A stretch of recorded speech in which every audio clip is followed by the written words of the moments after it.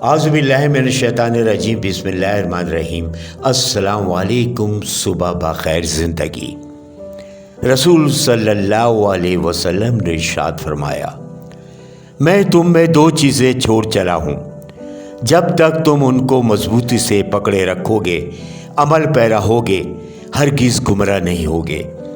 वो है किताब कुरान मजीद और सुन्नत रसूल सल्लल्लाहु अलैहि वसल्लम। आज संडे है।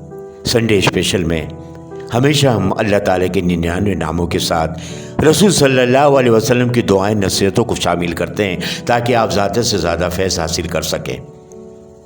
आजकल इंसान दुनिया में जितना ऐश आराम तलाश करता है उतने ही वो मुख्तलिफ मुसीबत और परेशानियों से छुटकारा हासिल नहीं कर पाता। उसकी क्या वजह है?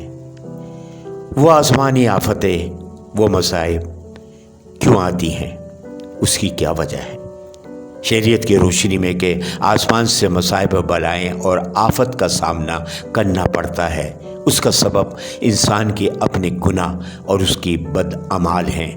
कुरान मजीद में अल्लाह ताला का इरशाद है कि खुशकी और तहरीम में फसाद इन गुनाहों के बायस फैल गया है जो लोगों के हाथों ने कमा रखे हैं, ताकि अल्लाह उन्हें बाज़ बुरे अमाल का मज़ा चखा दे जो उन्होंने किए हैं, ताकि वो पास आ जाएं। वरना आज भी इंसान एक दूसरे पे जुल्म कर रहा है, अल्लाह के हुदूद को पामाल कर रहा है और अखलाकी ज़ाब्तों को तोड़ रहा है।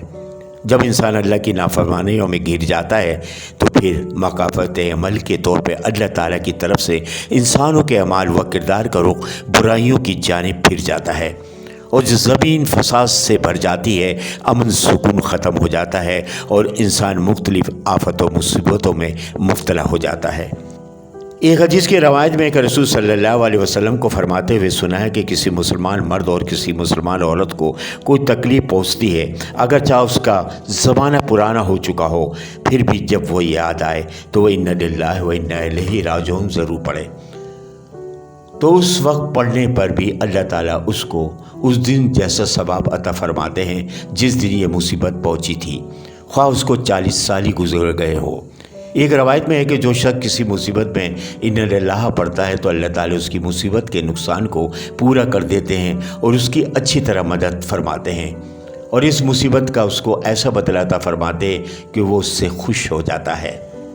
अगर आप किसी भी इंसान को किसी मुसीबत में देखें तो ये दुआ के लिए ज़रूर कीजिए। अगर गौर करें तो आज के वक्त में जो लोगों को परेशानियां हैं उसकी वजह ही यही है कि फ़ी ज़माना बेहयाई आम होना, नाप तोल में कमी करना, हसद करना, जबरी कब्ज़ा करना, ज़कात न देना, जुआ और सूद खोरी करना, और हर काम में अब सूद ही सूद नज़र आता है जो बहुत बड़ा गुनाह है, जिसकी वजह से ये आसमानी आफतें और बलाएँ जो है आती हैं।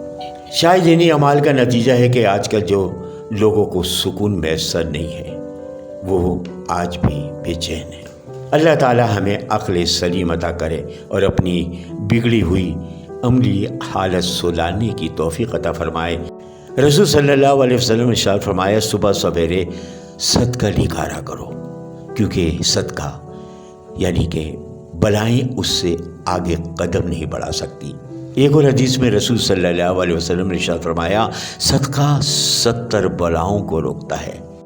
70 बलाओं को सदका रोकता है, इसलिए हमें सदका देते रहना चाहिए और साथ ही साथ दुरूद शरीफ की कसरत, जी हाँ, इसको भी नहीं भूलें, खूब विर्द करें, खूब पढ़ें ताकि सारी फ़िक्रों से आप आज़ाद हो जाएं।